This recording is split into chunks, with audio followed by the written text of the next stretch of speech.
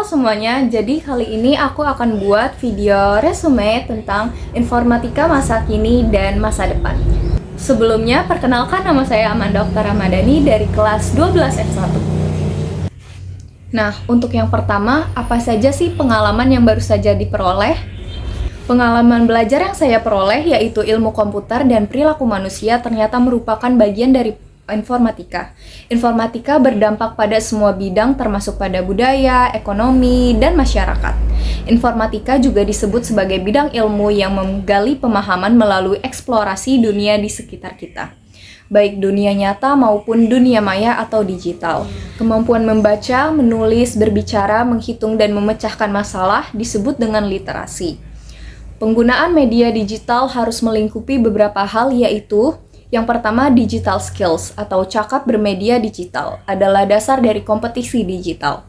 Kedua, digital culture atau budaya menggunakan media digital adalah wujud kewargaan digital dalam konteks keindonesiaan. Nah, yang ketiga, digital ethics atau etis bermedia digital, yaitu bagaimana individu sebagai bagian dari masyarakat digital dapat menghadirkan perilaku terbaiknya dalam ruang digital.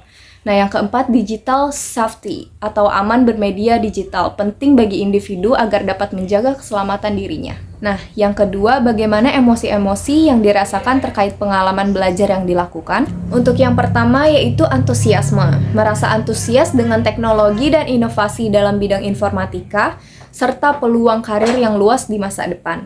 Yang kedua yaitu kecemasan. Ada juga kecemasan terkait dengan kecepatan perubahan teknologi dan kemungkinan ketinggalan dalam keterampilan atau pengetahuan. Yang ketiga yaitu tantangan, merasa tertantang untuk menguasai keterampilan teknis yang kompleks tetapi juga merasa puas ketika berhasil mengatasinya. Yang keempat yaitu ketergantungan. Adanya ketergantungan pada teknologi dapat memunculkan rasa tidak aman atau kekhawatiran terhadap dampak sosial dan kesehatan mental.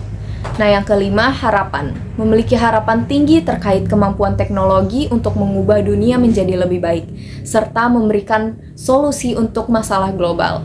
Nah, yang keenam, keyakinan, yaitu merasa yakin dengan kemampuan mereka sendiri dalam menghadapi tantangan teknologi dan mendorong inovasi di masa depan. Untuk yang ketujuh, merasa optimisme, melihat masa depan yang cerah dengan teknologi yang harus berkembang dan memberikan peluang baru untuk berkarya. Untuk yang ketiga, apa pertanyaan kritis yang berhubungan dengan konsep materi ini?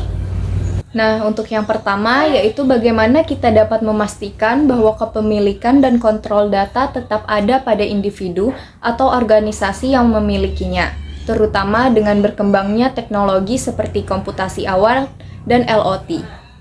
Nah, yang kedua, bagaimana kita dapat mengembangkan AI yang etis dan bertanggung jawab, yang tidak hanya efektif tetapi juga mempertimbangkan dampak solusinya. Nah, yang ketiga, bagaimana kita dapat menggunakan data besar atau big data dan analisis prediktif untuk meningkatkan kualitas hidup dan kesejahteraan masyarakat secara luas.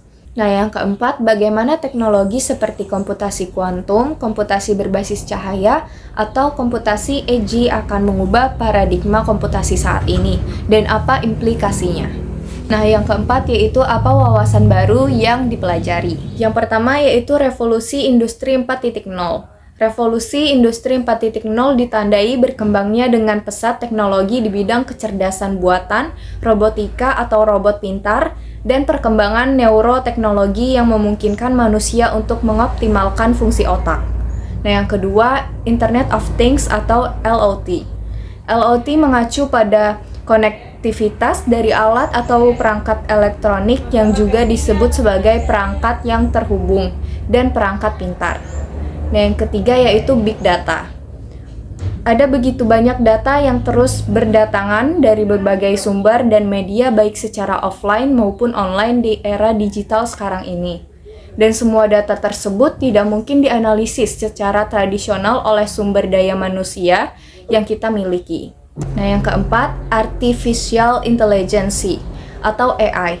Artificial Intelligence atau AI dalam bahasa Indonesia disebut dengan kecerdasan buatan, merupakan sebuah pengembangan teknologi komputer untuk menjadikan mesin komputer dapat memiliki kecerdasan selayaknya manusia. Yang kelima yaitu cloud computing atau komputasi awal. Adalah sebuah metode pengiriman dan penerimaan layanan melalui internet. Teknologi ini menggunakan jaringan internet untuk mengolah data dan aplikasi dengan cara pemberian hak akses pada pengguna yang ingin menggunakan sumber daya maupun teknologi. Sekian video resume tentang informatika masa kini dan masa depan dari saya. Saya tutup dengan wassalamualaikum warahmatullahi wabarakatuh. Dadah!